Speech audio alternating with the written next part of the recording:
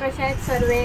तर आज होणार आहे बांगड्याची रेसिपी. बांगडा फ्राय आणि रस्सा होणार आहे.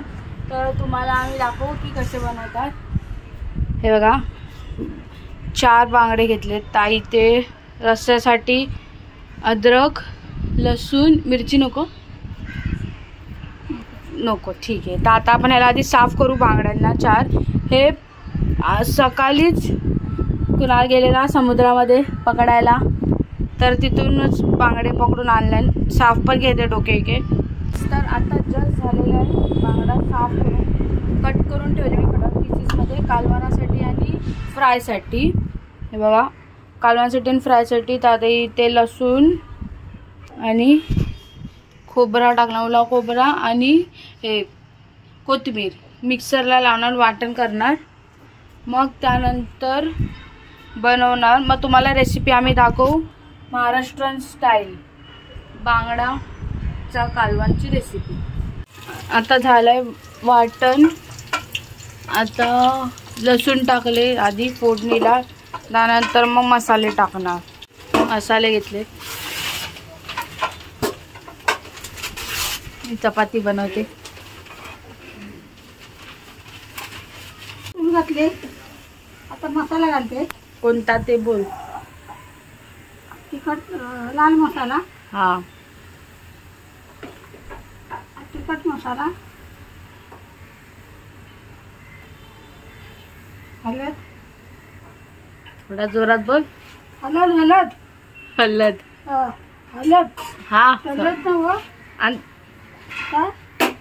वाटलेला मसाला घालते.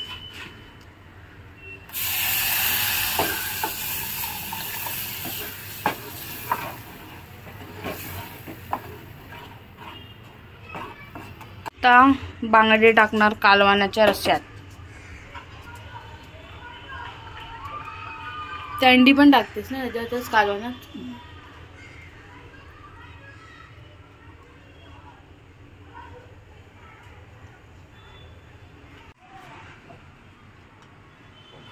वास घेऊन मीठ टाकायचा, मग खारट नाही होत. जास्त नाही म्हणजे होतच नाही.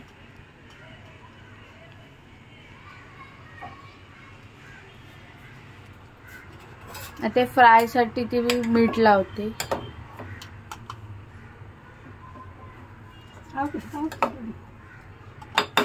हळद ठेवते.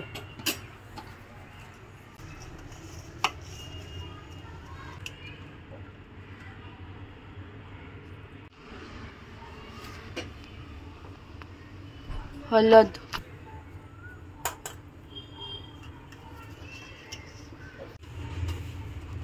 लाल मसाला. आली काय वय काय माहिती. लाल मसाला.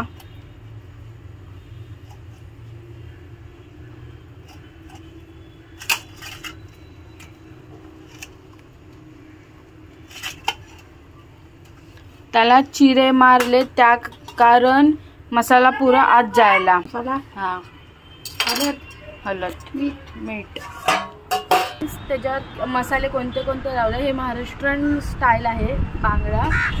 तर आता डायरेक्ट फ्राय करणार. थांबणार ना मॅरिनेशनला वाटतं. थांबणार ना थोडं थांबू आणि त्यावर डायरेक्ट फ्राय करू. मग बनल्यानंतर मी दाखवू तुम्हाला की कसं बनलं आहे करून. ते तुम्ही पण बनवू शकता. आता आपण कोकम घालूया.